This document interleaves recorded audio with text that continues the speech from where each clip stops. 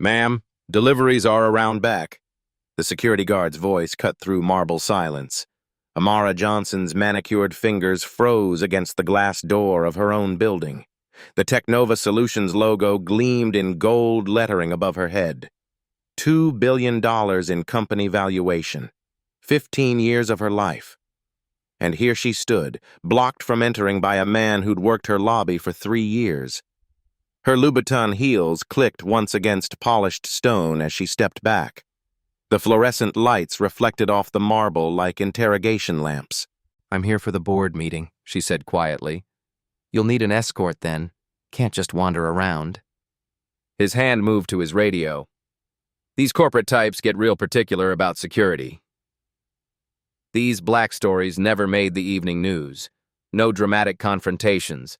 Just death by 1,000 cuts, each slice so small it barely registered. Amara had built this fintech empire from a cramped garage office, weathered the 2008 recession, survived 3 acquisition attempts. Yet here she was, questioned at her own front door. The elevator ride to the 42nd floor gave her 90 seconds to compose herself.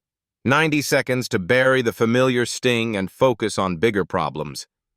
The board meeting waiting upstairs would determine her future, and she suspected it wasn't going to go well. The boardroom smelled like expensive coffee and old leather. 12 faces turned toward her as she entered. 11 white, 1 hers. The mathematics of power hadn't changed much in corporate America. "Amara, glad you could make it." Thomas Sterling, her CFO, didn't stand. His smile reminded her of a loan shark. All teeth, no warmth. "We were just discussing the employee survey results." Patricia Walsh, the board's longest-serving member, slid a manila folder across the mahogany table. "The numbers are concerning. Leadership disconnect, management style concerns. Some even mentioned feeling intimidated." The words hit like carefully aimed darts. Amara had seen these tactics during her Army Reserve deployments: death by documentation, assassination by anonymous feedback. Her military training had taught her that intelligence gathering wins wars, but she hadn't expected to need those skills in her own boardroom.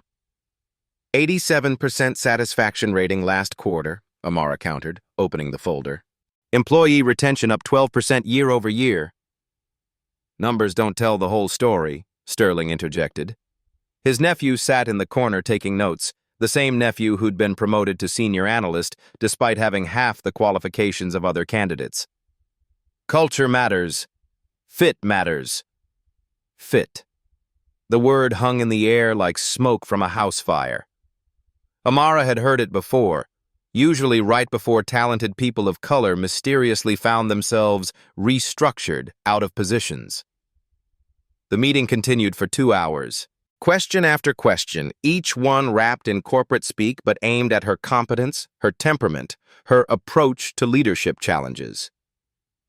By the time she left, Amara understood exactly what was happening. They were building a case to remove her. Walking back to her corner office, she passed the customer service floor. Dozens of cubicles stretched across the space like a corporate maze. Young faces stared at computer screens, handling calls from customers who trusted Technova with their financial futures. How many of them faced the same subtle barriers she'd encountered downstairs? How many had stories that would never be heard? Her assistant knocked on the door. "Mrs. Johnson, you have a call from Business Weekly. They're asking about the survey results." The leak had already started. Someone wanted this story public before she could control the narrative. Real-life stories of corporate takedowns followed predictable patterns: anonymous sources, strategic leaks, manufactured crises. Amara stared out her window at the city below. 42 floors up, the people looked like ants. Easy to forget they were human beings with mortgages and dreams and fears about tomorrow. Her military training had taught her something else. Sometimes the best defense is an offensive you never see coming. She picked up her phone and dialed. "Jennifer, it's Amara. I need you to set up a meeting with Premier Staffing Agency. And Jen, keep this between us." The premier staffing office smelled like copy toner and desperation. Amara sat in a plastic chair, wearing a Target blazer and drugstore makeup. Her Harvard MBA was locked away.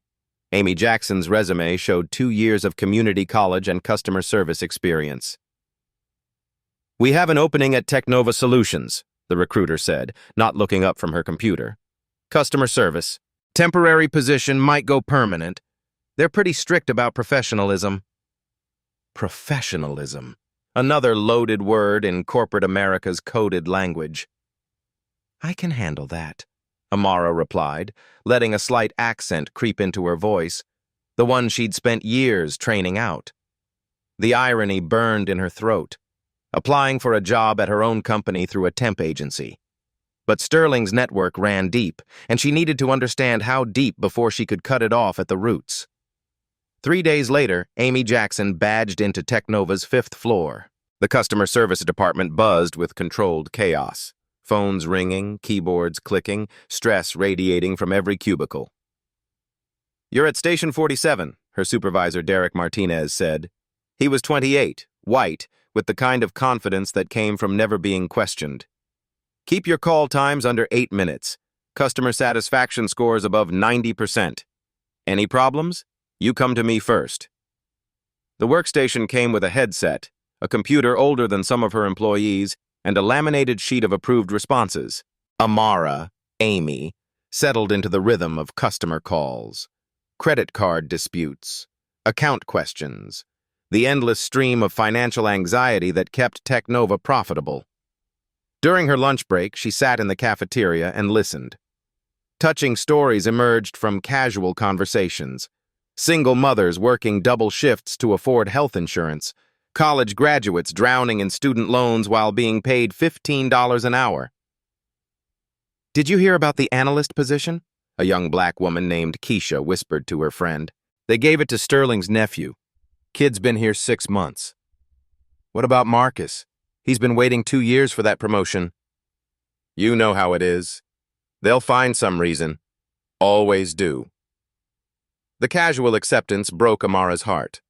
These were her employees, her responsibility, and they'd learned to expect nothing. Will she be able to maintain her cover when confronted with such injustice? That afternoon brought her first real test. A customer called about unauthorized charges on his account. $2,747 that could mean the difference between making rent and eviction. The company's standard policy required 3 to 5 business days for investigation.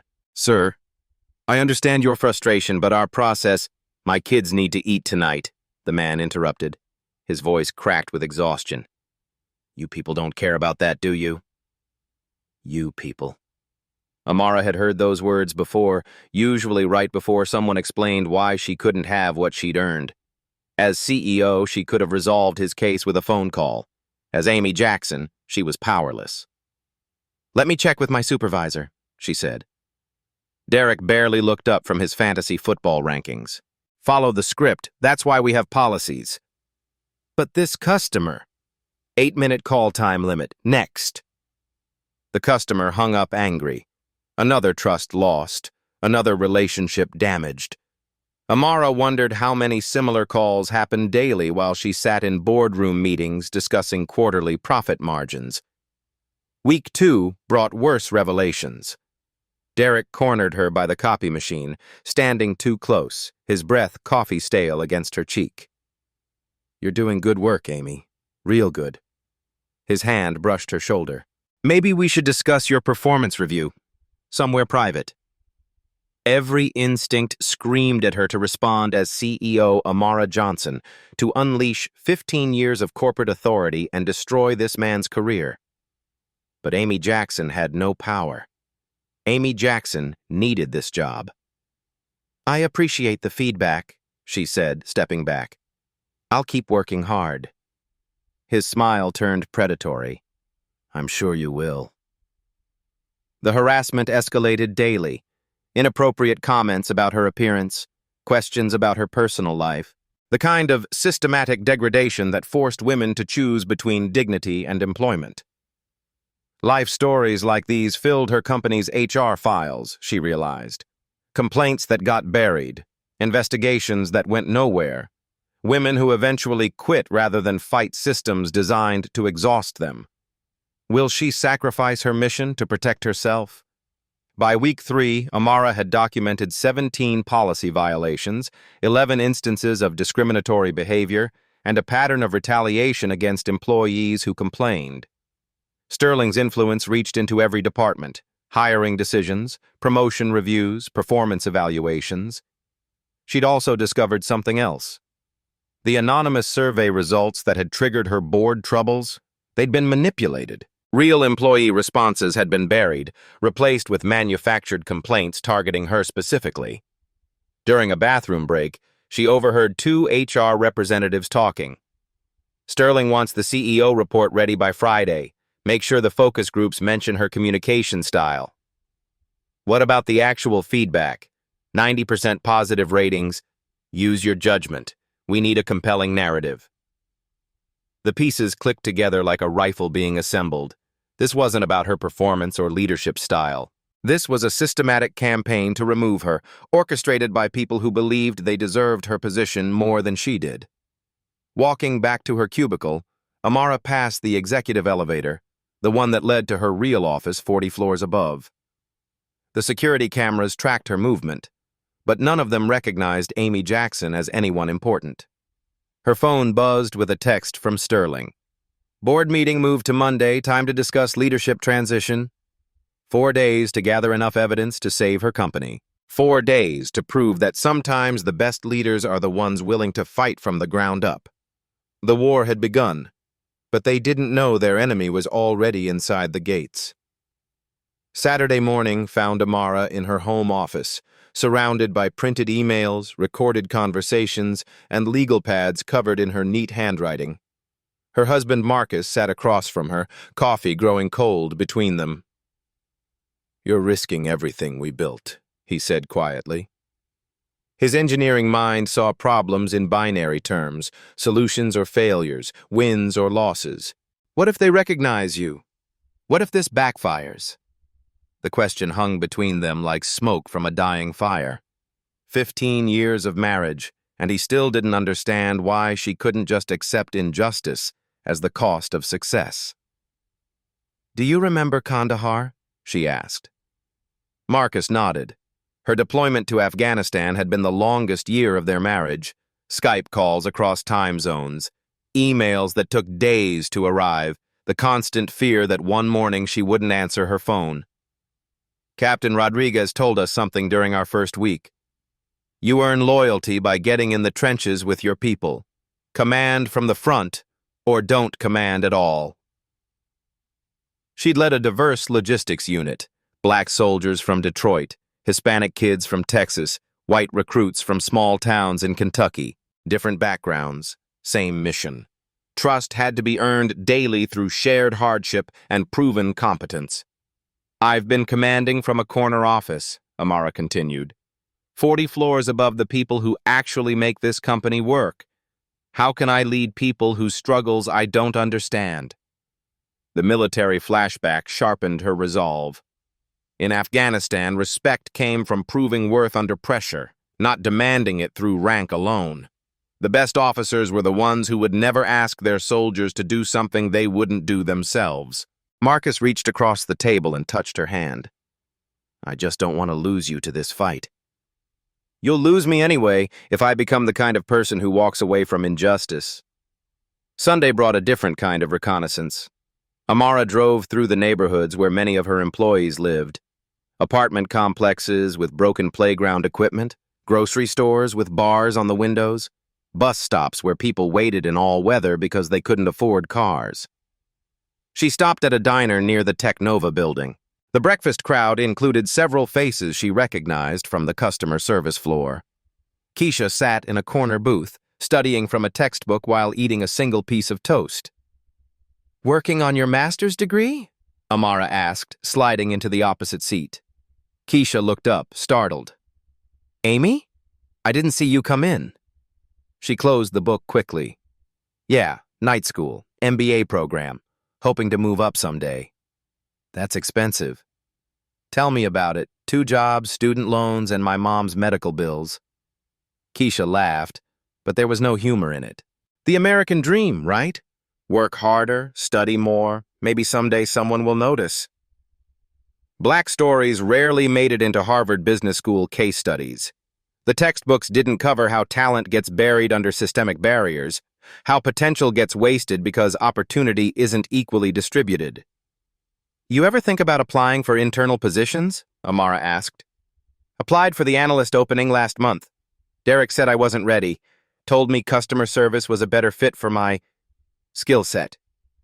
Keisha's voice carried the weight of familiar disappointment. Sterling's nephew got it. Kid barely knows Excel. The chess pieces on the board became clearer. Sterling wasn't just targeting her. He was maintaining a system that kept qualified people trapped in lower positions while his network ascended to leadership roles. That afternoon, Amara called her college roommate Jennifer Wu, now an investigative journalist for the Washington Post. They'd kept in touch over the years, trading career updates and family photos. I need your help with something, Amara said, but it has to stay confidential until I give you the green light. Corporate scandal? Jennifer's reporter instincts perked up. Board coup? Financial irregularities? All of the above, potentially. I need someone I trust to review evidence. Help me understand the legal implications. They met at a coffee shop downtown, far from Technova's corporate corridors. Jennifer's experienced eyes widened as she reviewed Amara's documentation. Audio recordings, email threads, performance review manipulations. This is systematic discrimination with a paper trail, Jennifer said. The survey manipulation alone could trigger federal investigation. But Amara, going public with this, will destroy relationships, create enemies. Are you prepared for that war? War. The word echoed from her military training. In Afghanistan, she'd learned that sometimes the hardest battles were the ones fought against corruption within your own forces. The officers who cut corners, the soldiers who looked the other way, the systems that rewarded loyalty over competence. I didn't build this company to watch it become everything I fought against, Amara replied.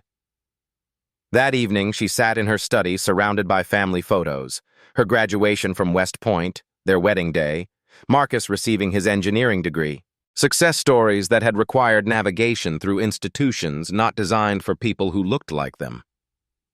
Her phone buzzed with an email from Sterling. Looking forward to Monday's discussion about leadership transition. Time for fresh perspectives. Fresh perspectives. Code for familiar faces in positions of power.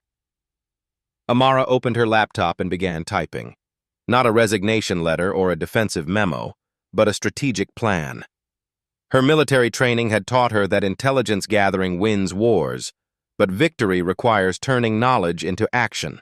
The plan crystallized as she wrote, expose the corruption publicly, present irrefutable evidence, and give the board a choice between justice and complicity.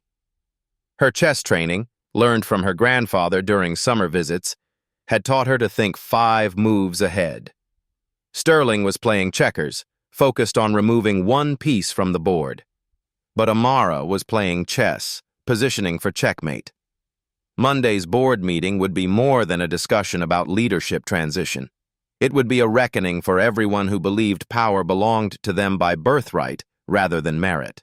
The war they'd started was about to end in a way they never expected. Monday morning arrived gray and cold, matching the mood in Technova's executive boardroom. Amara sat in her car across the street, watching Sterling enter the building with his usual confident stride.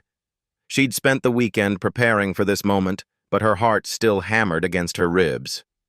Her phone buzzed. Text from Derek. Amy, need you in early today. Big presentation for the executives. Perfect. Even her harassment would serve a purpose today. The customer service floor buzzed with unusual energy. Derek had gathered the entire team into the conference room, his chest puffed with self-importance. Corporate executives are touring the facility today, he announced. I want everyone on their best behavior, professional appearance, positive attitudes, efficient call resolution. Keisha caught Amara's eye and rolled hers. They'd heard this speech before. Pretend everything's perfect while the executives walk through, then return to skeleton crews and impossible quotas once the tour ended. "Johnson," Derek called out, "you'll be handling our demonstration call. Show them how our customer service excellence works." The irony was delicious. Sterling's plan required her to play the role of dedicated employee while he dismantled her career upstairs. At 9:47 a.m., Amara excused herself for a bathroom break. Instead, she took the service elevator to the 42nd floor, emerging in the hallway outside the boardroom. Her real identity felt strange after weeks of playing Amy Jackson. The tailored suits, the confident posture, the authority that came with building something from nothing. Through the glass walls, she could see the board members settling into their leather chairs. Sterling stood at the head of the table, slides projected behind him, showing manufactured survey results and carefully crafted performance metrics. "The evidence is clear," his voice carried through the heavy doors. "Employee satisfaction is down, productivity metrics show concerning trends, and multiple sources confirm leadership-style issues that create a hostile work environment." Patricia Walsh nodded sagely. "The board's fiduciary responsibility requires difficult decisions sometimes." Amara checked her watch. 9:52 a.m. In 8 minutes, the board would vote to remove her as CEO. In 8 minutes, Sterling would claim victory in a war she'd been fighting her entire career.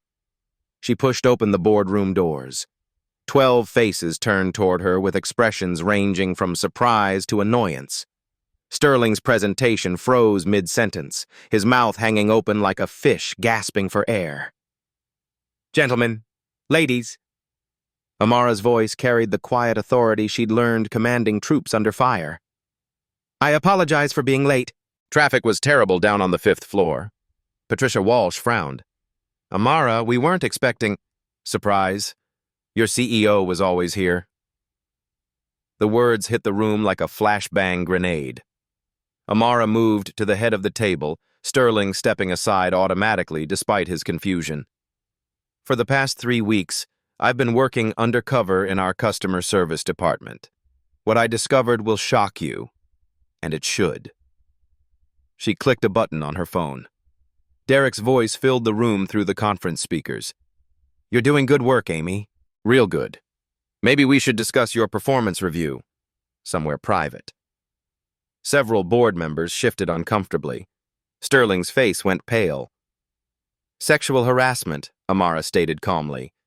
"Systematic discrimination, wage manipulation, and Tom, your nephew's promotion over more qualified candidates? That's nepotism with documentation."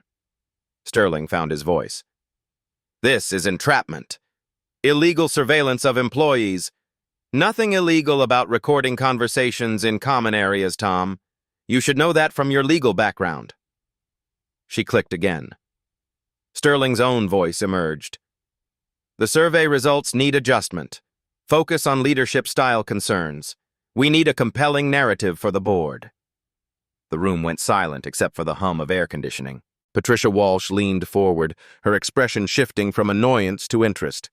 "You manipulated employee feedback to justify my removal," Amara continued. "Real satisfaction ratings were 90% positive. You buried those results and manufactured complaints." More recordings followed. HR representatives discussing fabricated focus groups. Derek's increasingly aggressive harassment. Discussions about maintaining cultural fit in hiring decisions. Code words that everyone understood, but no one would say directly. Sterling's desperation showed in his shaking hands. "She's lost her mind. Going undercover in her own company? This proves she's unfit for leadership." "What it proves," Amara replied, "is that I'm willing to understand my employees' experiences. When was the last time any of you spent time with the people who actually run this company?" Board member James Crawford, who'd been silent until now, spoke up. "These recordings, if they're authentic, this represents significant legal liability." "Beyond liability," said board member Dr. Sarah Chen. "This is systemic discrimination. We could face federal investigation, class action lawsuits, complete destruction of our corporate reputation. Amara had anticipated this moment. The board's primary concern would be protecting themselves, not achieving justice. But she'd learned in the military that sometimes you have to give people selfish reasons to do the right thing. "Tom, you're terminated effective immediately," she announced. "Derek Martinez will be terminated today.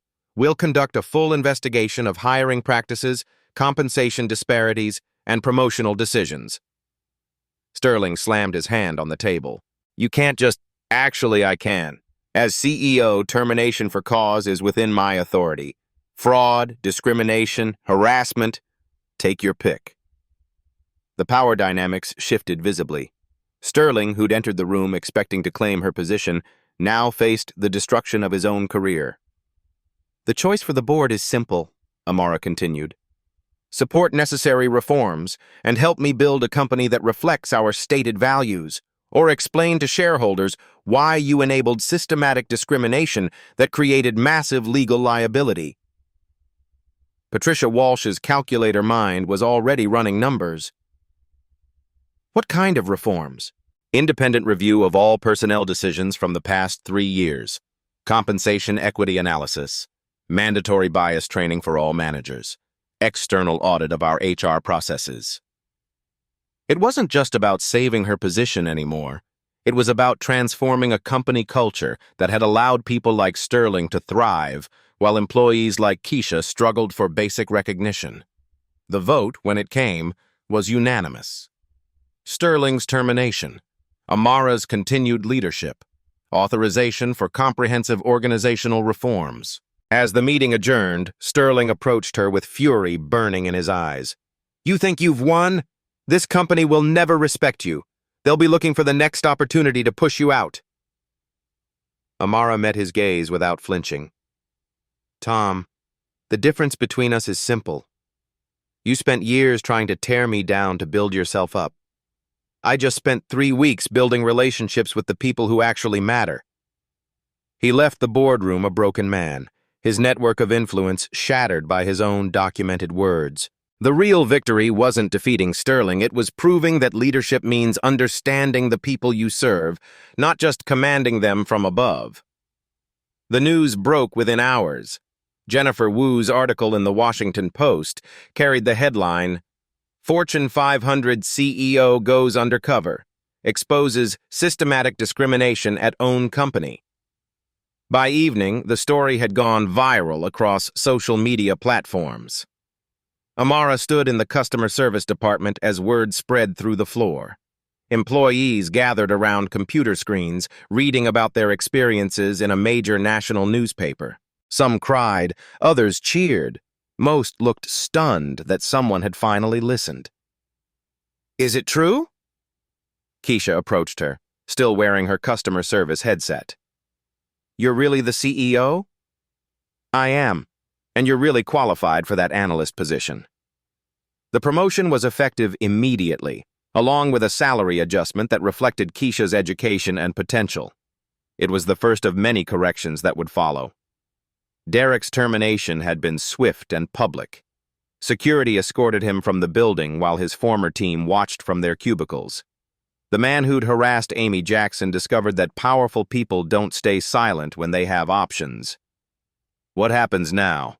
asked Marcus Rivera, a customer service representative who'd been passed over for promotion multiple times.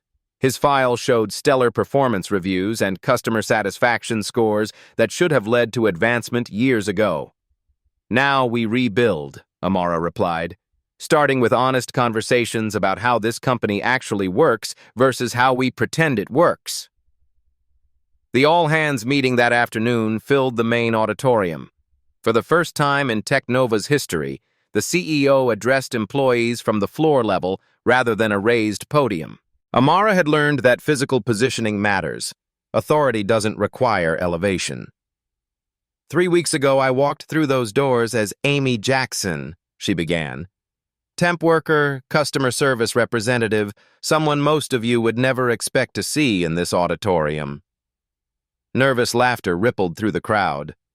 On the giant screens, photos showed her transformation, CEO to temp worker and back again. What I learned during those 3 weeks will change this company forever. Not because I discovered problems we didn't know existed, but because I finally understood them from your perspective. The presentation that followed contained no corporate buzzwords or motivational slogans.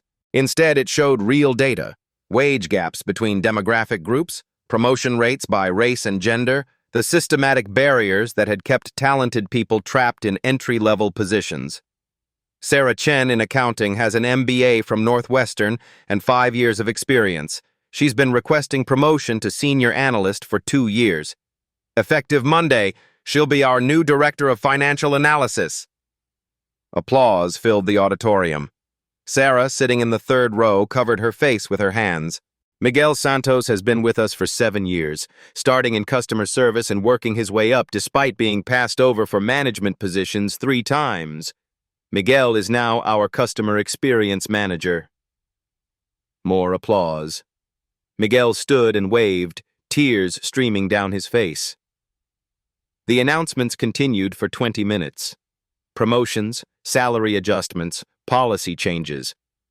Each one represented a person whose talent had been overlooked, whose potential had been dismissed, whose stories had gone unheard until someone in power chose to listen. These changes aren't charity, Amara emphasized. They're business necessity. Companies that waste talent don't survive. Companies that ignore systemic problems don't deserve to survive. The Q&A session that followed was raw and honest. Employees shared stories of discrimination, frustration, and lost opportunities. Some confronted managers directly. Others expressed skepticism about whether changes would last beyond the current media attention. Change isn't a press conference or a policy memo, Amara acknowledged. It's daily decisions to choose fairness over comfort, merit over familiarity, growth over preservation of existing power structures. As the meeting ended, employees approached her with handshakes, hugs, and quiet thank yous. Real-life stories emerged from conversations. Single mothers who could finally afford health insurance, college graduates who saw paths to advancement, veterans whose military experience would finally be recognized and valued. The financial markets responded positively. Stock price increased 12% in 2 days as investors recognized that companies with inclusive cultures consistently outperform their competitors. The reforms weren't just morally necessary, they were economically advantageous. Media requests flooded in from across the country. Business schools wanted case studies. Other CEOs requested advice on cultural transformation.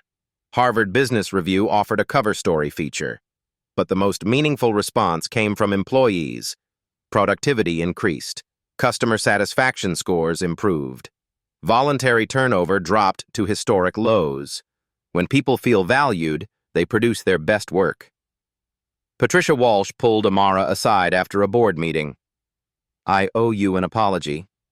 I was prepared to support your removal based on manipulated information. The board's job is to ask hard questions, Amara replied. Just make sure you're getting honest answers. Walking through the office that evening, Amara passed the executive elevator, the same one that had carried her to countless boardroom meetings where decisions were made about people whose lives were abstractions. Now she took the stairs, stopping on different floors to check in with teams, answer questions, and maintain the connections she'd built during her undercover weeks. The security guard who'd blocked her entrance a month ago nodded respectfully as she passed. Evening, Mrs. Johnson. Have a good night. You too, Robert. Thank you. In small moments. Daily interactions.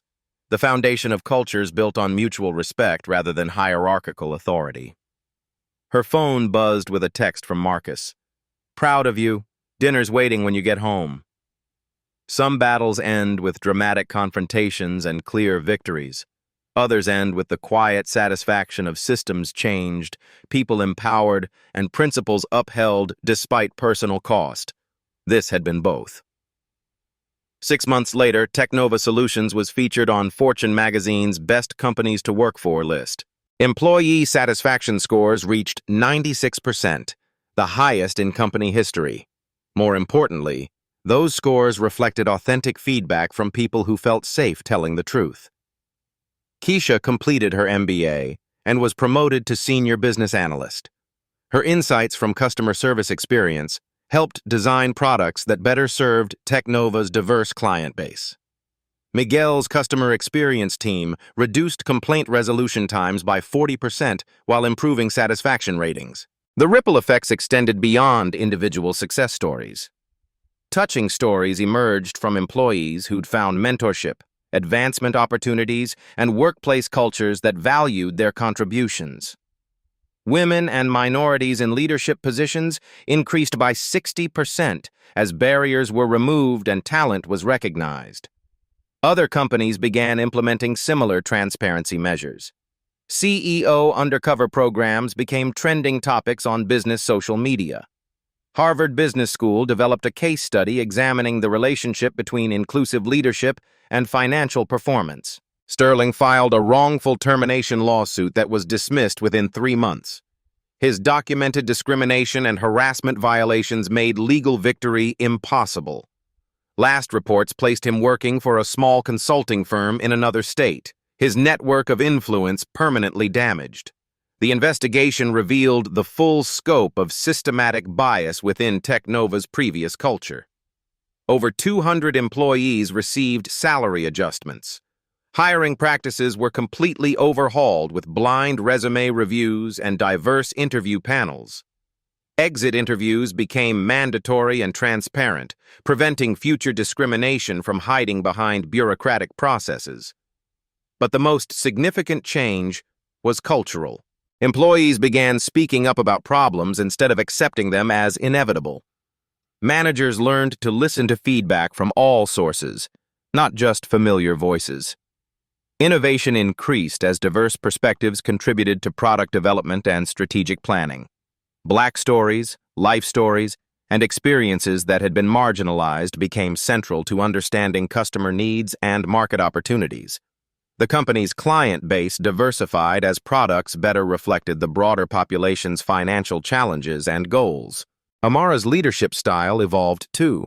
She maintained regular connections with employees at all levels, making decisions based on ground-level intelligence rather than boardroom assumptions. Her military training proved invaluable. Command from the front, understand your people's struggles, earn loyalty through shared hardship and proven competence. The lesson wasn't that every CEO should go undercover, but that every leader should understand the experiences of the people they serve. Authority without empathy becomes tyranny. Power without responsibility becomes abuse. Every workplace has stories like the ones you've heard today. Systemic barriers that prevent talented people from advancing. Harassment that goes unreported because victims fear retaliation. Bias that masquerades as cultural fit or leadership style concerns. What injustices have you witnessed in your workplace? Share your story in the comments below. Your experience might inspire someone else to speak up or help others realize they're not alone in facing these challenges. Think this story needs to be heard? Hit that share button. Send it to colleagues, friends, anyone who believes that leadership means fighting for what's right rather than preserving what's comfortable. Want more stories about people who refused to accept injustice? Subscribe to our channel and ring the notification bell. Every week, we share real-life stories of ordinary people who found extraordinary courage to challenge systems that weren't serving everyone fairly. Remember, change happens when good people decide that silence isn't an option. The question isn't whether you have power to make a difference. The question is whether you'll use whatever power you have to create the workplace and world you want to see. Your voice matters. Your story matters. And sometimes the person with the authority to fix problems is waiting for someone brave enough to show them what needs fixing. Comment below, share this story, and subscribe for more content that proves one person's courage can transform entire organizations. Because the best leaders aren't the ones who command from above. They're the ones willing to understand what life looks like from every level.